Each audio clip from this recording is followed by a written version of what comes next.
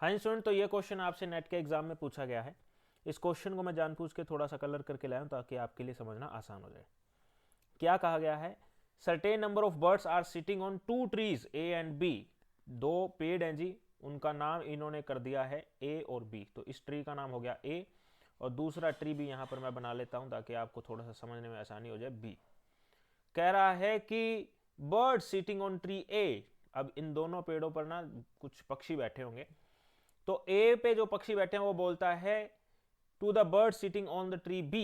B पर बैठे पक्षियों को कहते हैं अगर तुम्हारे पास से that if two birds from tree B shift to tree A then we are equal in numbers. यानी कि बी के पास से अगर दो बर्ड यहां पर आ जाएं तो जो नंबर ऑफ बर्ड्स हैं दोनों पेड़ों पर वो बराबर हो जाएंगे। उसने बोला, किसने? बी पे जो बैठा था, the bird sitting on tree B tells those on sitting on A that if two birds from your side shift to our side then we become double than you। कहता है अगर तुम्हारे पास से दो पक्षी हमारे पास में आ जाएंगे तो हम तुम्हारे दुगने हो जाएंगे। तो पूछा गया how many birds are sitting on two trees A and B. अब इस क्वेश्चन को करने के लिए दो तरीके हो सकते हैं डियर। तो जो दूसरे वाला तरीका है वो एग्जाम के पॉइंट ऑफ व्यू से आपके लिए जानना बहुत जरूरी है, लेकिन पहले वाला तरीका मैं आपको बताना चाहता हूं ताकि आपको कैलकुलेशन यहां पर थोड़ी सी समझ में आ सके। सीधी सी इक्वेशन हम यहां पर बनाने की कोशिश करते हैं। ए और बी हमने नाम दे दिया इसको, और ए के पास में जो वर्ड्स हैं वो मान लेते हैं एक्स हैं, और वाई के पास में जो वर्ड्स हैं वो वाई है, बी के पास में जो वर्ड्स हैं वो वाई है। इक्वेशन क्या बन जाएगी? कहते हैं एक्स के पास में अगर दो बर्ड्स आ जाएं तो वो बराबर हो जाएगा वाई के वाले बर्ड्स से, और वाई के पास में से दो बर्ड्स को ले जाना पड़ेगा। तो ये बराबर वाला निशान हमने लगा दिया। पहली इक्वेशन तो ये बन जाएगी। दूसरी इक्वेशन क्या बन जाएगी कि अगर y के पास में दो बर्ड्स आ जाएं और x के पास से दो बर्ड्स चले जाएं तो वो x के पास में से दुगने बर्ड्स के बराबर हो जाएगा। यानी x के पास में जितने बर्ड्स हैं उससे दुगना हो जाएगा। ये दो इक्वेशन हमारे पास में बनी। इन इक्वेशन को थोड़ा सा हम सोल्व कर लेते हैं। दो का मल्टीप्लाई करवा दो जी इनके साथ में, तो ये हमारे पास में क्या आ जाएगा? 2x minus 4 is equal to y plus 2 आ जाएगा। क्या इससे आगे भी सोल्व हो सकता है? जी हाँ, ये माइनस वाला 4 इधर ले जाके प्लस कर देंगे तो हमारे पास में क्या इक्वेशन नहीं आ गई? 2x is equal to y plus 6 आ जाएगा। इसी तरीके से इसको भी थोड़ा सा सोल्व कर लिया। ये प्लस वाला 2 इधर ले जाके माइनस कर दिया और माइनस के माइनस प्लस हो जाएगा। तो x is equal to y plus, sorry y का माइनस ही रहेगा, लेकिन दो और दो यहां पर प्लस हो जाएंगे तो भी हमारे पास में 4 हो जाएंगे। तो ये इक्वेशन बनी।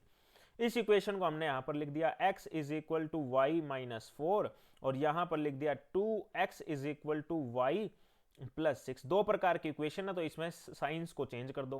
प्लस है तो यहां पर माइनस कर दिया, प्लस है ये माइनस कर दिया, प्लस है ये माइनस कर दिया।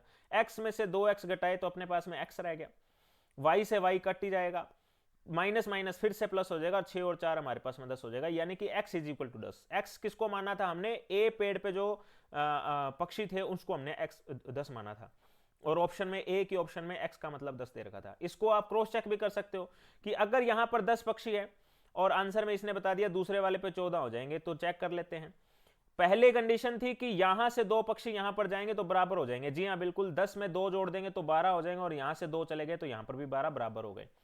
यहां से 2 भेज दो तो 10 में से 2 चले जाएंगे तो 8 हो जाएंगे, और यहां पर अगर 2 चले जाएंगे तो ये 16 हो जाएंगे। 8 का दुगना 16 ही होता है। बिल्कुल सही, कंडीशन सेटिस्फाई हो रही है। पहला तरीका तो ये था आंसर तक पहुंचने का। और दूसरा तरीका क्या है डियर?